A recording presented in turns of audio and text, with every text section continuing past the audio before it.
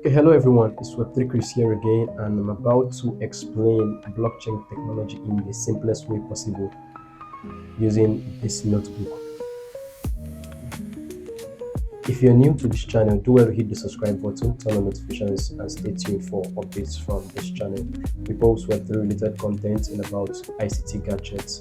So if any of this your interest, you want to stick around for updates from this channel, just hit the subscribe button and turn on notifications. Okay, so let's get right to it. Now, blockchain technology is seen as a very complex topic, especially amongst people that are new to the ecosystem. And surprisingly, even a couple of people that have been around for a long time. So in the previous video, we talked about the three versions of the webs we've had so far. We talked about Web 1, we talked about Web 2, and then we talked about Web 3.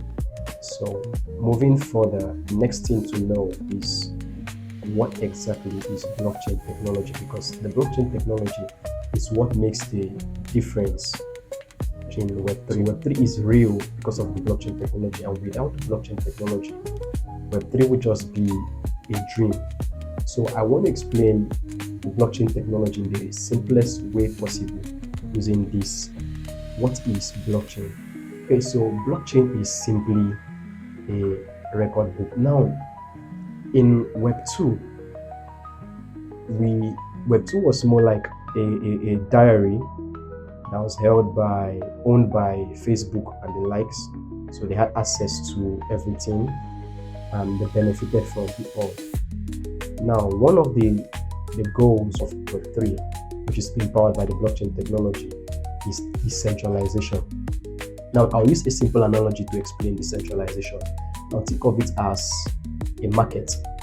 Now, in the regular setting, every transaction that goes on in the market has to be recorded.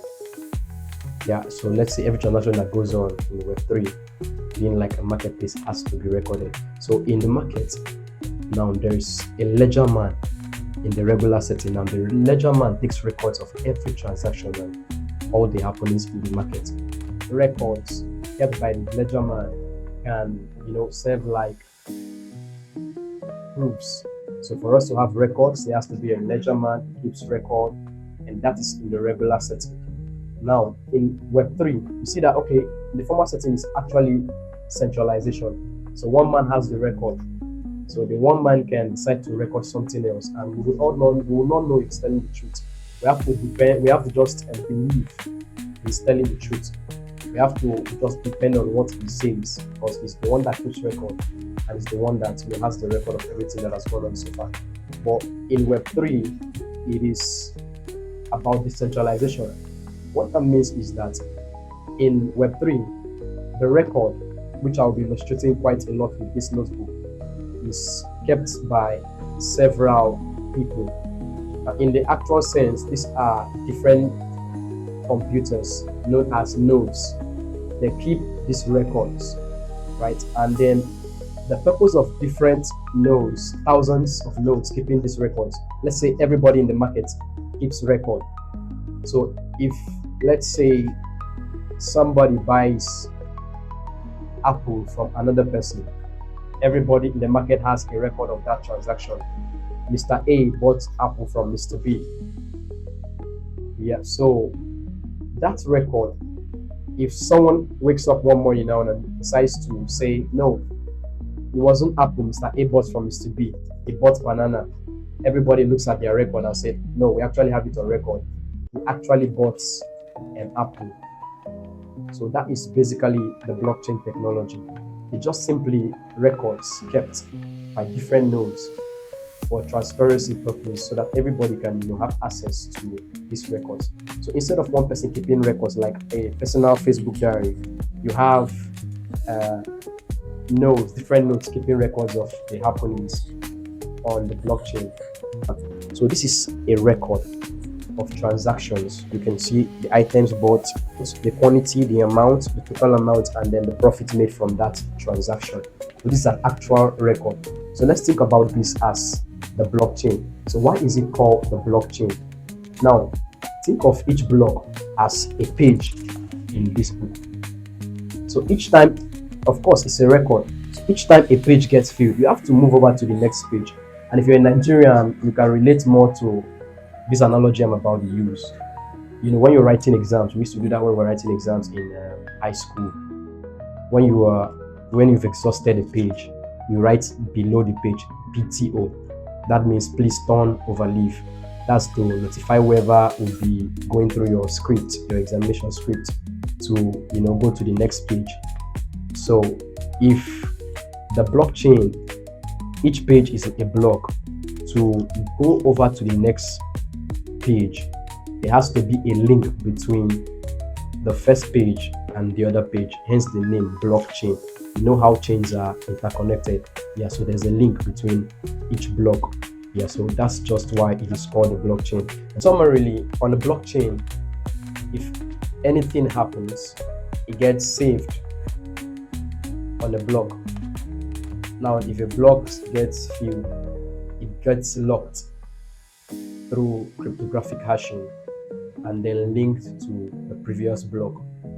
That's just simply the idea behind the blockchain technology. So this makes it difficult to actually cheat or game the system, because if anything happens to one block, which is like this page now, it affects what happened on the previous page, and that in turn affects what happened on the previous page. So it makes it difficult to actually change anything in the block without everyone noticing. That's where decentralization comes in, transparency also comes in.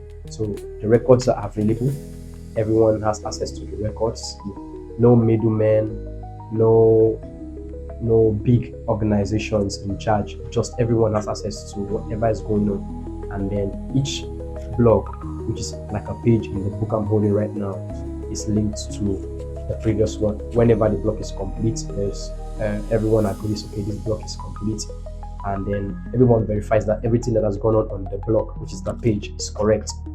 Then there's an agreement that a page can be linked, as the block can be linked to previous blocks, creating a chain of blocks that we simply refer to as the blockchain. So I'm just trying to keep it as simple as possible. There are a couple of other things to the blockchain I will talk about maybe in the next video. So remember that this is like a course. So after we talked about Web 1, Web 2, and Web 3, we got to what Web 3 is. It is necessary that I explain what blockchain actually is, because we'll be building upon that. And don't forget, we're trying to create like a full course meal where someone can just walk into the channel, check the playlist for the contents, and then consume everything there, and then you've learned what you need to know, to begin your journey in Web3, and you get all the foundational knowledge of Web3 arranged properly, and then you know what to do next, what to watch next. So like creating a full course meal for anyone that is coming to the ecosystem and those that want to learn more about the Web3 ecosystem. So I hope my analogy helps you understand that the blockchain is just simply a ledger. What a ledger is just simply a record book, and then the blocks are simply pages in the ledger. It's called the blockchain because each page is linked to the other. Once the page is complete and there's an agreement, that's consensus that information is correct, then the block can be added to other blocks, creating a chain of blocks. Okay, that's just simply the idea behind blockchain technology. There is more, of course, more to it, but this is like the basic definition. This is like an attempt to bring understanding to just about anyone what the blockchain actually is. So you see that with blockchain, transparency becomes possible because everyone has access to the records. I will then explain more like the cryptographic hashing and other things in the next videos. Please don't forget to hit the subscribe button and stay tuned for this channel for more. See you in the next video. Thank you.